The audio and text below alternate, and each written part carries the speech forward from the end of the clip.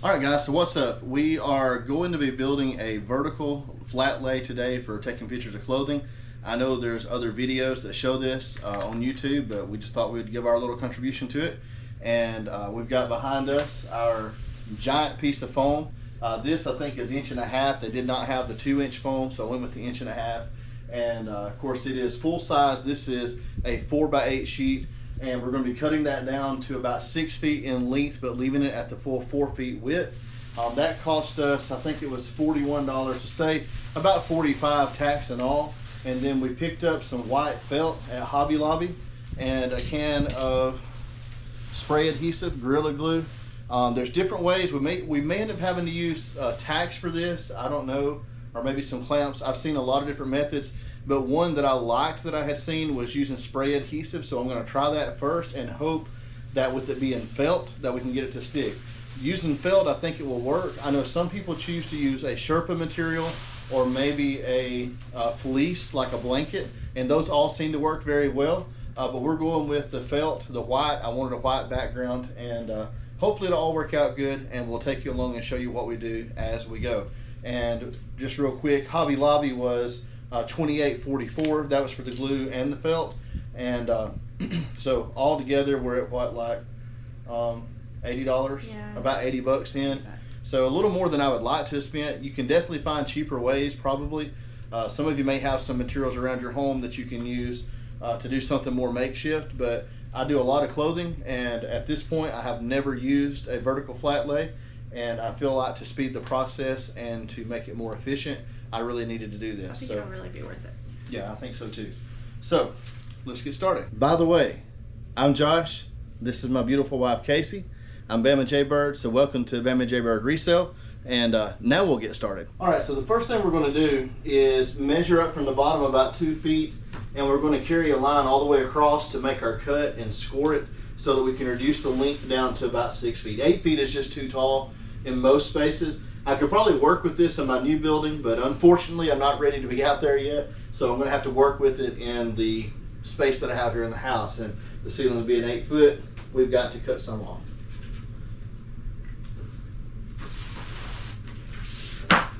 I'll probably do 3 marks.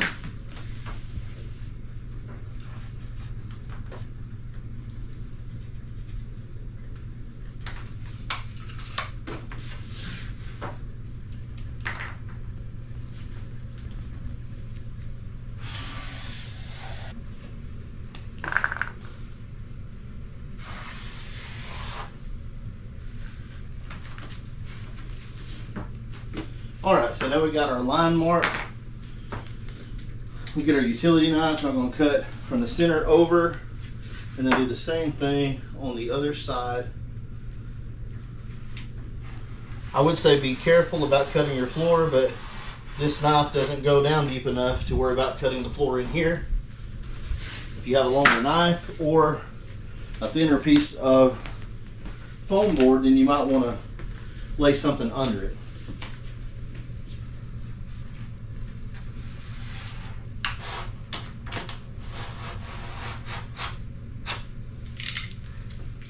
All right, once we have scored it, should be able to stand it up, apply some gentle pressure.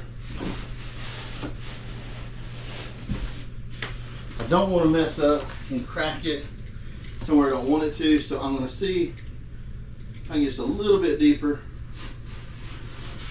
I may end up cutting it from the other side. Ordinarily doing carpenter work, you can score a piece of tile, a piece of vinyl, a piece of foam, even sometimes wood, and it will just break along the seam where you score it. I'm not as familiar with this foam board, so I want to be careful not to damage it because, you know, it costs over $40. So let's try it again. I am bracing with my knee behind it, by the way. It's just almost. There it goes.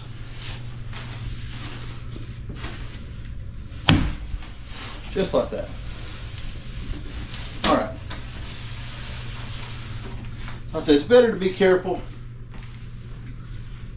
You bust it in the wrong place, you can't grow it back. So Now this back coating I've got to cut through it. It should be good.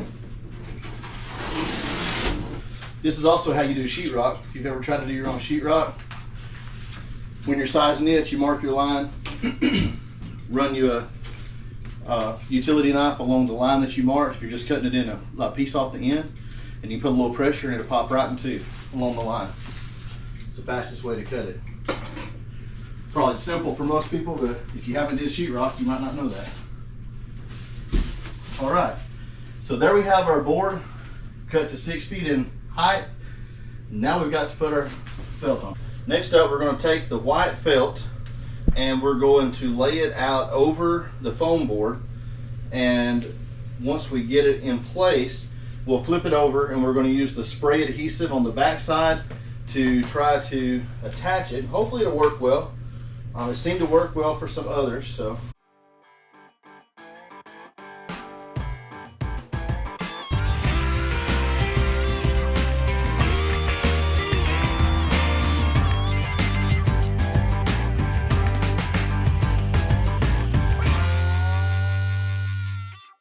So we're trying to line it up with the bottom edge. If it's setting on the felt, I know the felt will be pretty slick, and I'll probably still have to scotch it or prop the bottom up on something so that my feet can get under it, but I don't want something slick under it. So anyway, that's pretty much it. Now what we gotta do is flip it over, pull it tight, and use the spray adhesive.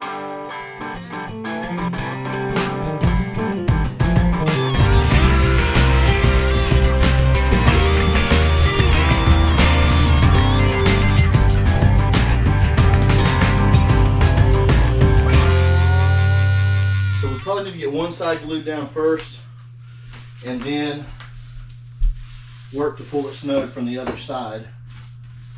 So we'll start over here. Like I said, if the spray adhesive doesn't work, then we will obviously have to go another direction. But it worked well for others, so I'm sure hoping that it does a good job.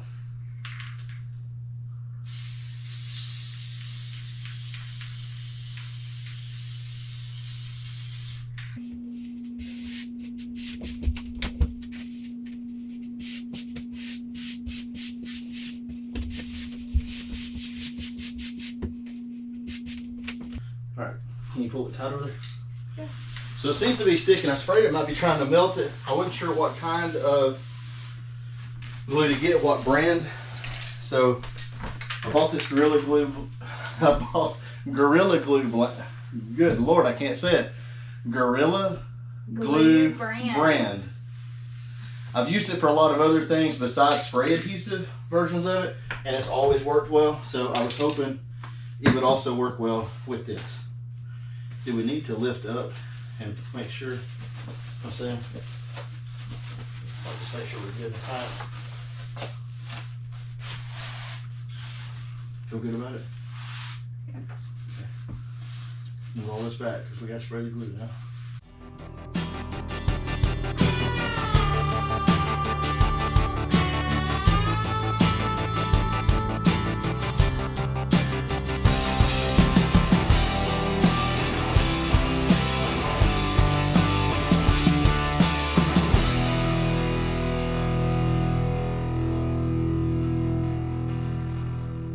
I do think it melts the foam just a little, but it's also adhering pretty well, so I'm thinking we're going to be okay. All we can do is stand it up and check it out, I reckon. I think we're going to be pretty good. Probably have to cut a little bit off the bottom.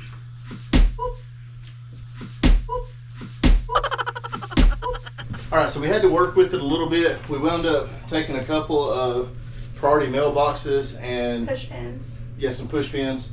First on the mailboxes though, we taped those up and put books in them because that would keep them from sliding. It's got to be heavy enough that the pressure doesn't cause it to kind of walk away from the wall. And this is temporary. This is like a quick setup. Ideally, I would like to, in my shop, mount this to the wall to where I can just pull it out and have something that props it up. So we'll see how that goes maybe when I get out there. I may always do it like this. I don't know. But anyway, we threw a shirt. This is a 3XL Carhartt shirt, so it's extra thick, kind of heavy. we wanted to use something that would be maybe harder to get to stay and see how it worked, and it seems to be holding pretty well. We do have, you know, maybe a little bit more angle than what I would like. This is probably close to 60 degrees. It'd be nice if it was a little more vertical, but it's still much easier than getting in and out of the floor, and it's going to be easier than trying to lay it on a flat table like I was before in front of me that's already, you know, over waist high on me. That was really hard. So we'll see how it goes. I'm looking forward to trying it out, actually taking some of the photos and getting some items listed. So what do you think? I think it's a great idea. I need a little tweaking, like later on the road, to store easier and be able to bring it out easier and stuff. But and I wasn't sure on material, you know, like the material too, you know, the felt, I think the felt will work. I'm not sure if it's the best or if the other's better. I've not tried, this is the only item I've tried. And I would imagine most resellers like that, like when they bought the blankets, say at Walmart to make them out of, I imagine they were following someone else's lead, and probably that's the only one they had tried. So if you know of something better, yeah, comment below. Feel free to tell us. But this looks like it's going to work, and like I said, we'll see how it goes. The felt's definitely a good cover for it. If nothing else, it's a good base layer, and if we decide we need to wrap a blanket around it and try something different, we can always get a couple of clamps. We've got some here we could try just to see how it sticks to them. Yeah. And we might try that at some point and just see if we like that better. And if we do, we can always pick up a blanket for like $10 at Walmart. So we'll see how this goes first. But pretty good. Yeah, looking forward to it. All right, so real quick, if you haven't already subscribed to the channel, guys, go ahead and click that subscribe button down below. We'd really appreciate it. It helps our videos get out to more people. Give us a thumbs up. Make sure you leave that comment like Casey said. Let us know what you think. If you have other ideas or if you've tried multiple materials, let us know what works best for you. That way, if we need to change it up, we can. Like I said, this is new for me. I've not used a vertical lay flat before, so I'm excited about trying it. I'm really hoping that it makes the process faster, that I can get more items listed more efficiently, especially clothing items, which is what I'm talking about, in less time. But for now, guys, don't ever forget, I love you. She even loves you. How about that? God loves you even more. And guys, whatever you do, don't give up. see you on the next one.